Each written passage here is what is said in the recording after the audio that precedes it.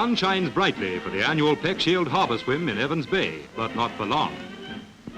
31 starters dive off and find themselves in the roughest swim since the race was first held in 1931. With the water down to a temperature of 55 degrees and a southerly blowing, 14 competitors turn it in. Those who keep going find it tough going.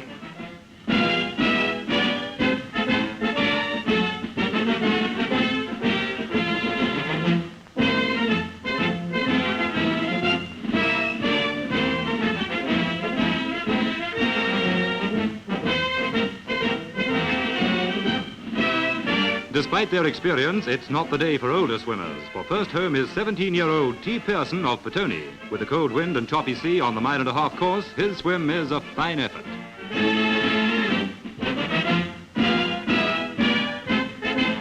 Today at the Basin Reserve, Wellington, athletic fans see starter Dolly Leslie send Ian Harris away in an attempt on the New Zealand half-mile record.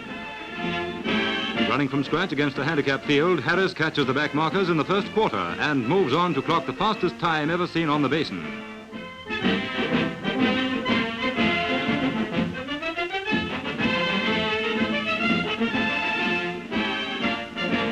.152 3/5, and New Zealand's record is smashed by 1 1/5 seconds. Harris on left is another brilliant New Zealand half-miler.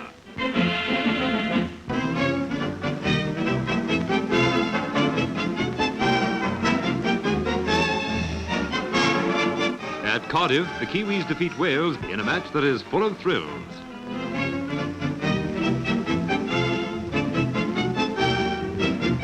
Before the game, the Prime Minister, Mr. Fraser, meets the team.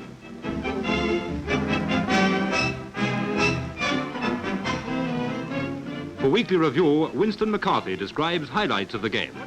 And Rind takes the ball like an Australian rules player, starts his backs moving, Arnold kicks, they follow up, Davies can't quite get to the ball as he drops it, and Haig kicks for touch for New Zealand.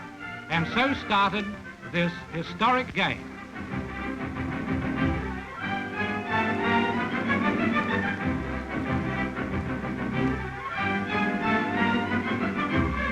Out to Sherritt. Sherritt bumps his man off, and will New Zealand score?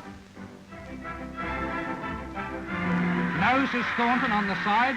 It hit the touch flag, and Allen very nearly intercepts and goes through, but New Zealand very nearly score again on the blind side.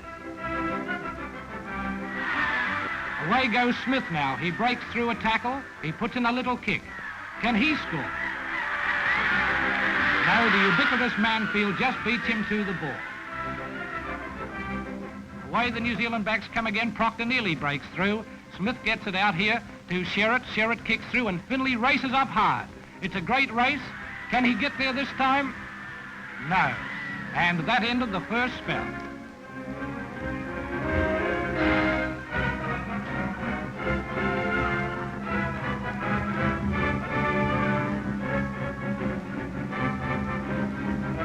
Away go the New Zealand backs again. Allen throws a beautiful dummy.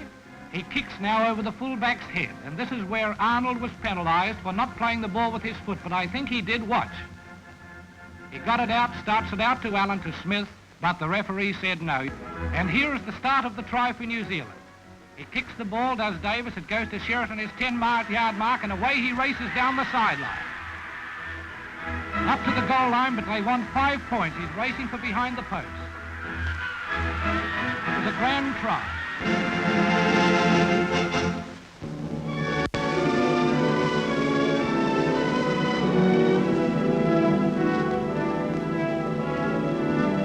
Holding an important place among our primary industries is fruit growing.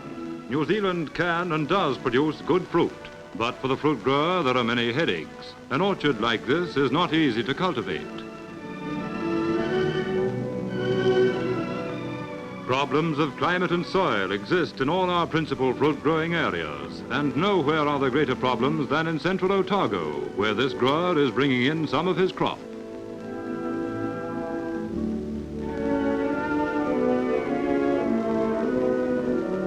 These are good peaches from an area that suffers extremes of heat and cold, an area where much of the land is barren waste, rugged and rocky.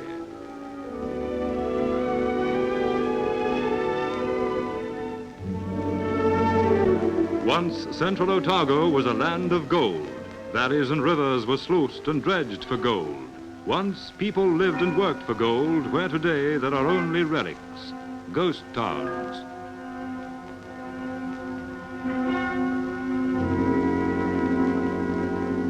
Nearby, there are quiet, prosperous little towns like Roxburgh, in the heart of what is now a rich fruit-growing district.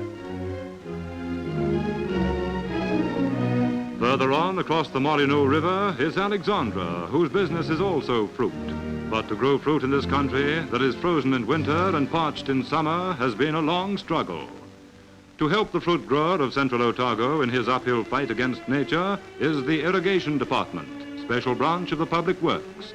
Engineers planned and schemed to bring water to the fruitlands. Without it, no fruit would grow. Around the area, they built a series of dams, piping and channeling the water to where it was needed most.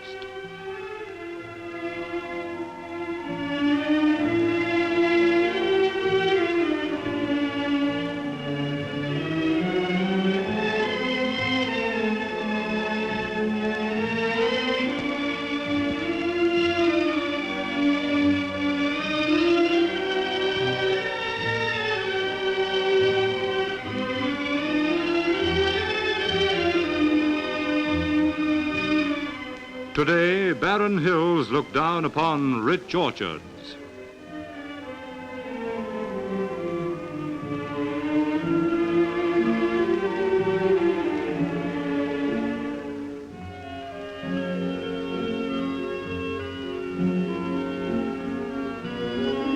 But water isn't the only problem. Biggest headache of all to the fruit grower of central Otago is frost.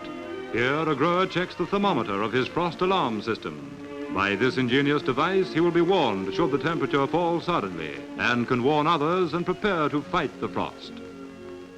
The temperature is already falling. Out go oil pots that must be lit quickly if the alarm goes. At almost any time of the year, this battle must be fought to save the trees and the crops. Late in the afternoon, the temperature is down. Inside the house, the alarm bell is ringing. Here comes frost. With only 2 degrees up his sleeve, he rings the exchange to warn others.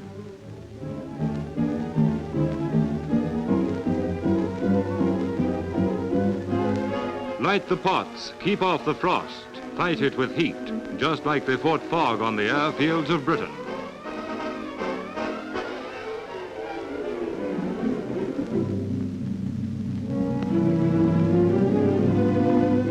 This is a dirty job and expensive. It's 2 shillings a time to burn each of these oil pots. It may cost £500 a season.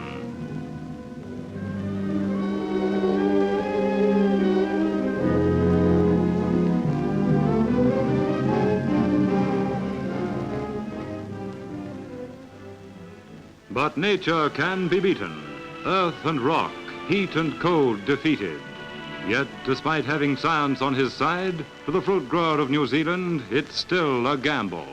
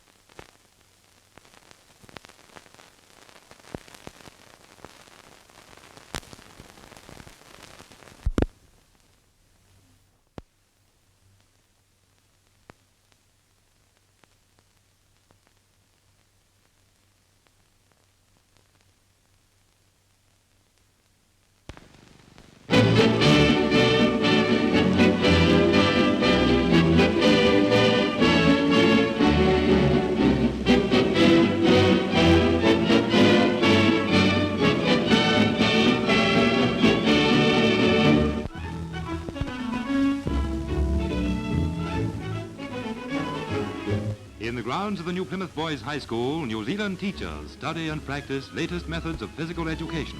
More and more, this type of training is replacing old methods in our modern schools.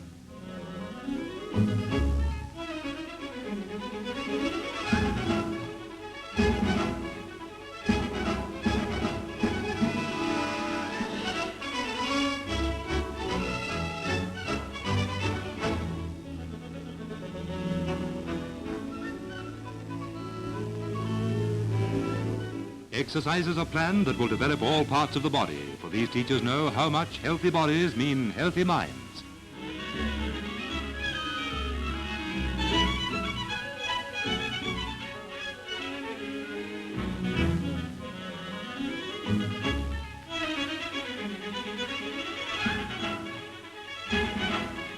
The rhythm of dancing plays an important part in the exercises for girls.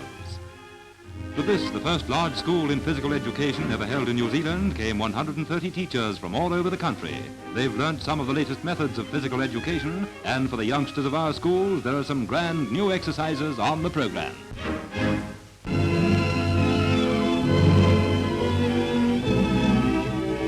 Among New Zealand's exports, almost rating with wool, butter and frozen meat, is ryegrass seed. Here on a farm in the Manawatu, ryegrass, which has been cut